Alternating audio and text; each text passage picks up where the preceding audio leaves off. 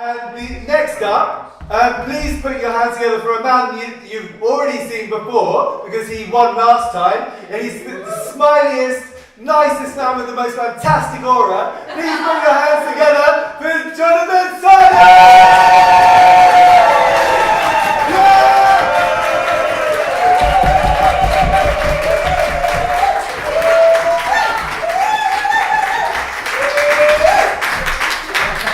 Yay, great. Hello, people. Yay. Hello, Hastings. I can't see any of you. Hey, listen, I'm living proof that anybody can do this. Seriously, go for it. It's great fun. Cool. Although I spent a whole month worrying about this. Okay, a whole series of poems. So, as a colleague of mine who works in the complaints department with me says, bear with. The first is a poem inspired by a sculpture fountain in central London, actually, in Hayes Gallery. And the poem is called The Navigators. You fascinating creature of black, metal that repels water, has water, sits within it, still and silent. You rest in confident expectation of surprise, awaiting your turn. To shock and bring joy, crocodile tears of statuesque emotion spring from your eyes as you paddle forth to uncharted lands. You are magnificent in your form, daring and brave. No wave will drown your bows. And when the heat of captured attention becomes too great, you calmly take a shower. Your confidence inspires me to greater things. Long may I witness your stationary journey to Wonderland.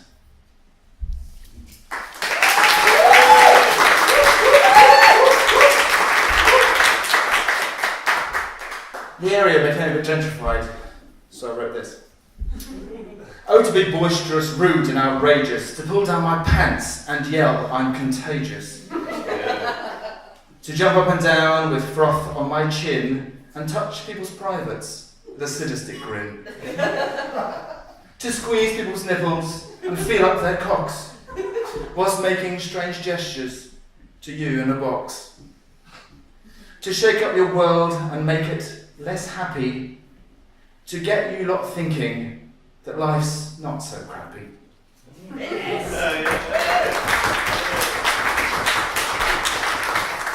This is called Poison Within.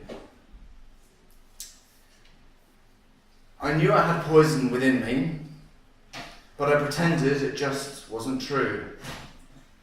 So I worked at avoidance and worked very hard, and then I became very ill. I knew I had poison within me, so I took medication, and then I drank medication and smoked medication. Medicated until I was ill. I knew I had poison within me, and I only had to be sick. I just didn't know how to do it. I knew I had poison within me. The nausea coloured my life. I tried quite hard to disguise it, but my body had had enough. I vomited shed loads of poison, buckets of hot, steaming pain. My throat became raw, but I had to do more, and my body said yes, once again. I know I had poison within me. It's all out on pages like this. I know I had poison within me because I no longer feel sick.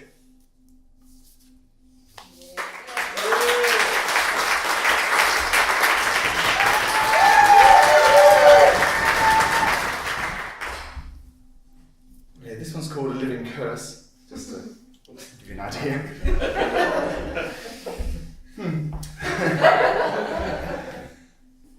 A living curse. A curse that makes me feel evil. A curse that makes me close down before I can commit harm. A fear of self. A curse that haunts that is in my blood and makes it run cold at the thought. Curses don't make sense, they just are. To free myself, to unburden myself, to feel my body and mind uncloaked, released, simple, clean,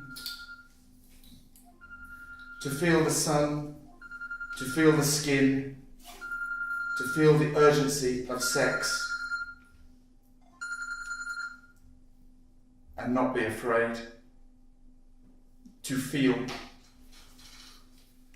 This curse requires the darkness of denial to survive. The exposure of truth or the light of acknowledgement would kill it. Stone cold, dead. As would death itself. The death of the man who cursed me, or death of me. Either would set me free.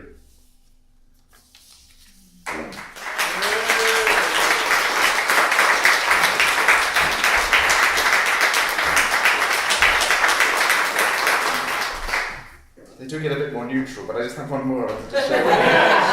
Yeah, it's such fun. Okay.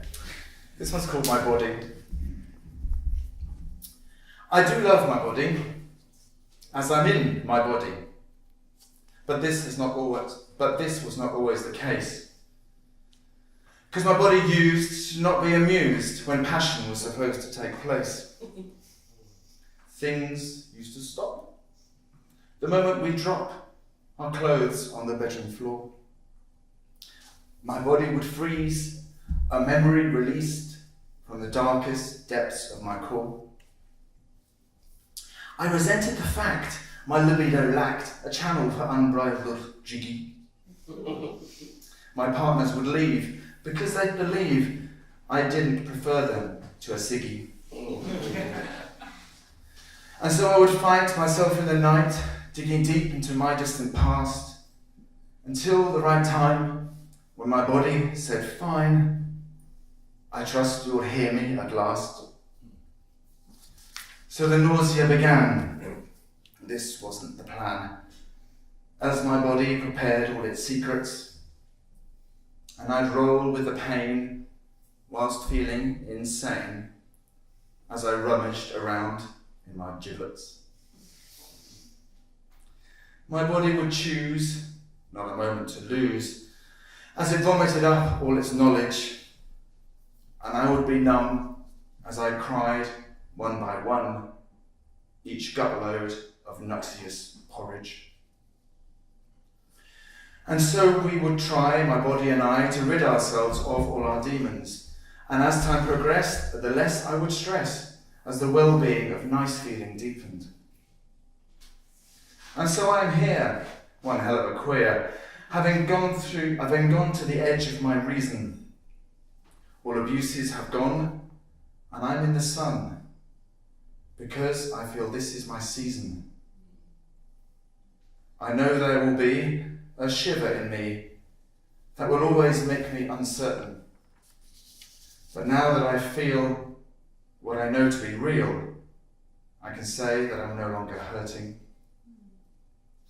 So my body, we're back. You and I, we're intact. We survived this whole freaking journey. So let's kick back and see what pleasures can be as we feel ourselves becoming horny.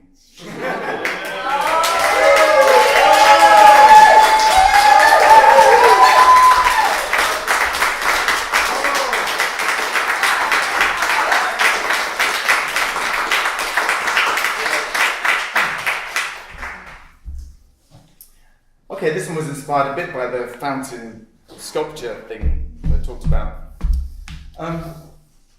It's called a ship. A ship, a crazy ship, sailing on a crazy sea, ploughing through, whirring and clanking, and even from a distance, the sound of singing can be heard. Yo ho ho and a bottle of rum. Where it's going, Who cares? People seem to be having fun as it disappears over the horizon.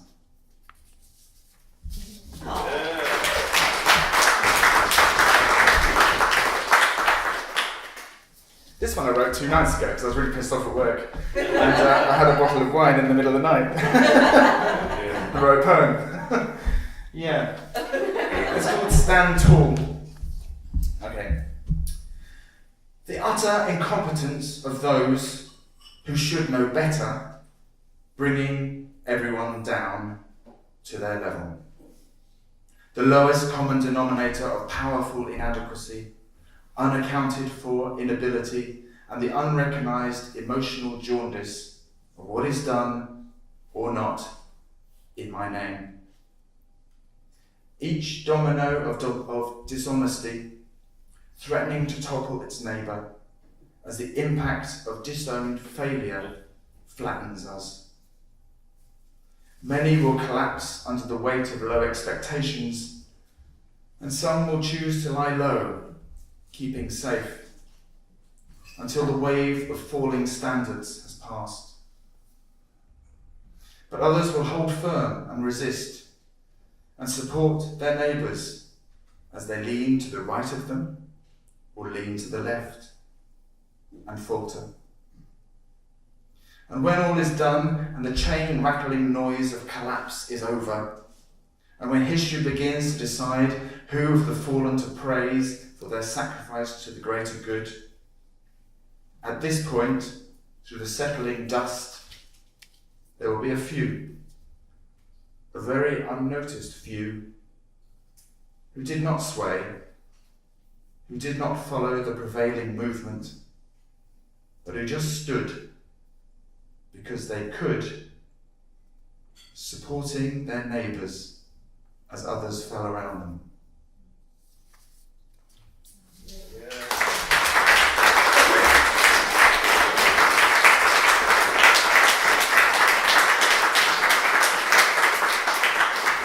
I have all these fucking poems I've got to read out. My God, okay. This one's called Bigots. Yay! Happy tunes. I despise haters with their toxic rejection. That easy that easy reaction. So bewilderingly simple and sharp. I resent the thoughtless clarity, the power of distilled rage that destroys. All haters should be shot.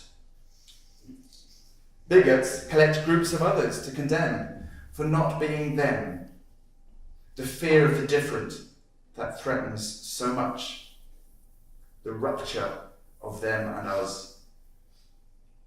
We need a camp for intolerant people.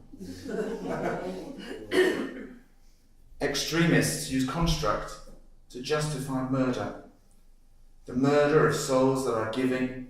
They legitimize war against others the same, and we are all caught in the middle.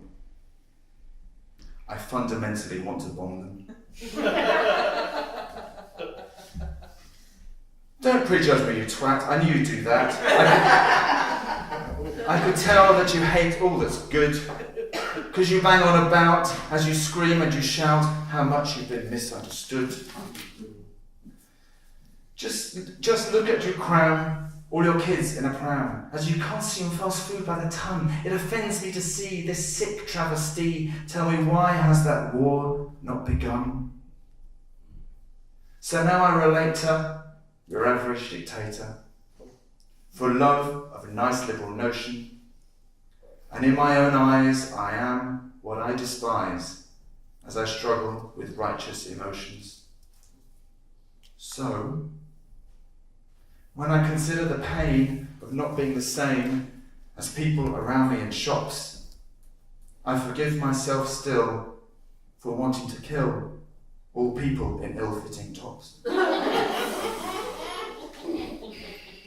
And yes, it's so easy to be self-centered and see only the things that upset. But I think I will try that person inside, because true love, they say, is the best.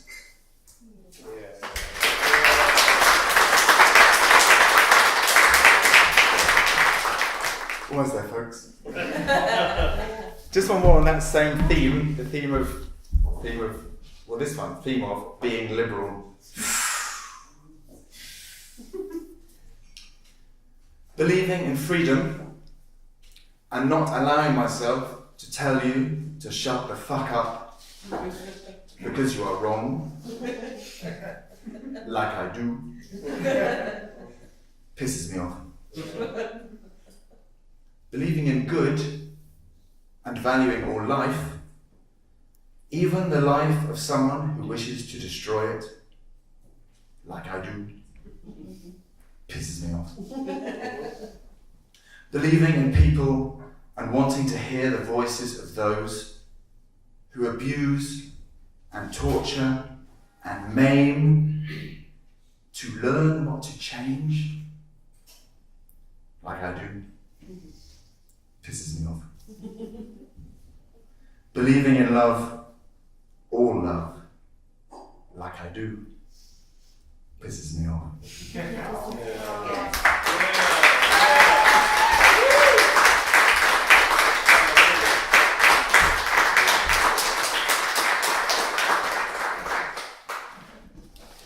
Okay, this one's for you guys. My final poem. You have to end on one about Hastings, don't you? Let's face it. It's kind of cool. It's a crowd pleaser, let's face it. It's good. Okay. This is called The Alchemy of Hastings.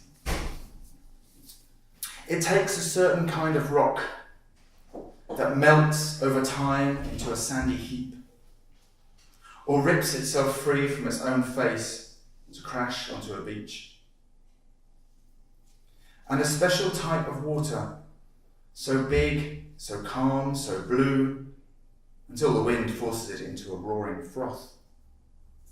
The blue-grey edge of the world, that reassuring line that is ever so nearly flat. It takes a certain kind of noise, the drumbeat of a painted crowd, or the revving of an overcharged engine that burns rubber on tarmac. The joyful yelp of a high white seabird as it shares the contents of its life with us. Or the sounds from a doorway through smokers of rifts fresh and raw. Add to this a pressure created by tunnels travelled too small and roads that constrict and hold back. The pressure of a vast consuming city, the resentful forging heat of a population that wants to own in a rightfully radiated possession, but can't. And now add the knowledge of this isolation, with a history of invasion, the echo of condescending voices, a superior rejection from people who have never been, and leave it to cook. Allow the geological time that created that sandy rock. Allow that external urban pressure and heat that threatens to engulf and overwhelm. Allow all the ingredients of eccentricity and love that grow in this rich and precious seam, and leave it to cook. Because then, and only then, for those of us who can wait, who can explore and leave no pebble unturned in our search for something precious, there is a delicious joy, the happy realization that we are all part of a diamond. Yes.